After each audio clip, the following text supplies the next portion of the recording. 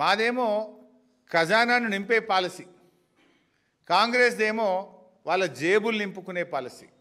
మేము 200% ట్యాక్స్ పెట్టి ఏందన్నట్టు ఖజానాకు పైసలు వస్తే పేదలకు ఇచ్చినాం. మేము కళ్యాణ లక్ష్మి ఇచ్చినాము, రైతు బంధు ఇచ్చినాము, 2000 పెన్షన్ ఇచ్చినాము, కేసీఆర్ కిట్ ఇచ్చినాము. మేము ఖజానాను నింపే ప్రయత్నం చేసినాం. మీరేం చేస్తుండ్రు? కాంగ్రెస్ పార్టీ నాయకుల జేబులు నింపుకునే ప్రయత్నం, మీ కుటుంబ సభ్యుల జేబులు నింపుకునే ప్రయత్నం మీరు చేస్తూ ఉన్నారు. ప్రజలకు ఇచ్చిన గ్యారంటీలు వదిలిపెట్టిండ్రు, దోచుకునే పాలసీలు తెస్తున్నారు. ఓఆర్ఆర్ లోపల ఉండేటువంటి భూములు బంగారం లాంటి భూములు, ఇవి బంగారంతో సమానం.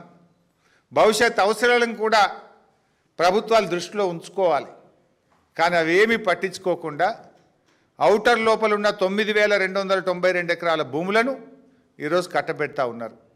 గతంలో బీఆర్ఎస్ పాలసీ తెచ్చింది ఈ భూముల కోసం.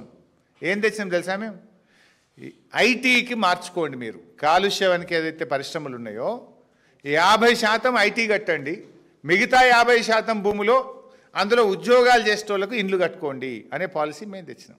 సో దట్ అట్లీస్ట్ ఐటీ వాళ్ళని వస్తే సిటీలో పిల్లలకు ఉద్యోగాలు దొరుకుతాయని ఈ భూములను ఐటీ నిర్మించుకోవడానికి, ఈ ఇండస్ట్రీని కాలుష్యమైనటువంటి ఇండస్ట్రీని తీసేసి ఐటీ పార్క్ కట్టండి, 50% భూమి ఐటీ పార్క్ కట్టండి, 50% గృహ అవసరాలకు వాడండి అని పాలసీ తెచ్చినాం. మీరేమంటున్నారు?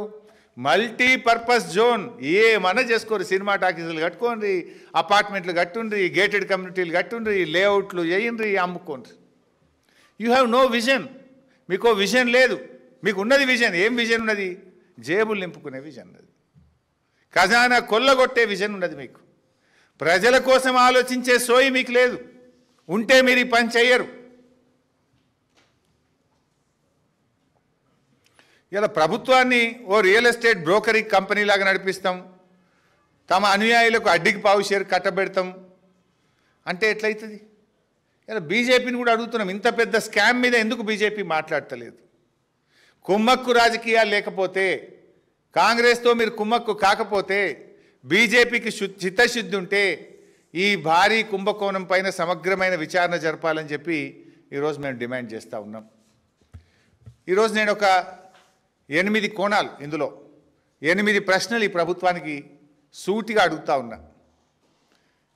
అంటే ఏ రకంగా ఈ ప్రభుత్వం దోపిడీకి పాల్పడుతుందో సాక్ష్యాధారాలతో సహా నేను బయట పెడుతున్నా. అంటే ఆ రోజు నేను క్యాబినెట్ సబ్ కమిటీ చైర్మన్గా ఉన్నా కనుక ఇవన్నీ విషయాలు ఆ రోజు మా ముందుకు వచ్చినాయి కనుక సంపూర్ణమైన అవగాహనతో ఆధారాలతో ఈరోజు నేను బయట పెడతా ఉన్నా. మొట్టమొదటిది, ఇవాళ there are 2 values. Sub registration value ఒకటైతే టీజీఐసి వాల్యూ ఒకటి ఉంటుంది. ఇందులో 2 రేట్లు ఉన్నాయి. ఆ రోజే మా ముందుకు వచ్చింది. ఒకవేళ ఈ భూములు ఇవ్వాలా, ఇస్తే ఏ రేటుకి ఇవ్వాలి?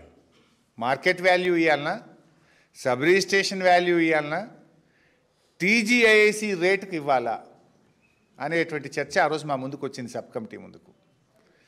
సబ్ రిజిస్ట్రేషన్ వాల్యూ కంటే టీజీఐసి రేటు చాలా ఎక్కువ. టీజీఐసి అంటే ఈ భూములు ఎవరివి? Telangana industrial infrastructure corporation. ఆ టీజీఐసి ధర ఎట్లా నిర్ణయిస్తుంది? వాళ్ళు పెట్టిన పెట్టుబడి ఎంత, దాని ఇంట్రెస్ట్ ఎంత, దాని డెవలప్మెంట్కి ఎంత ఖర్చు అయింది, ఎవరికైనా ఏదైనా అలాట్మెంట్ ఇచ్చేది ఉంటే వాళ్ళకు ఒక రేటు డిసైడ్ అయ్యి ఉంటుంది. ఆ టీజీఐసి రేటు ఇవ్వాలా, ఎస్ఆర్ఓ వాల్యూ సబ్ రిజిస్ట్రేషన్ వాల్యూకి ఇవ్వాలా అని చర్చ జరిగింది. ఉదాహరణకు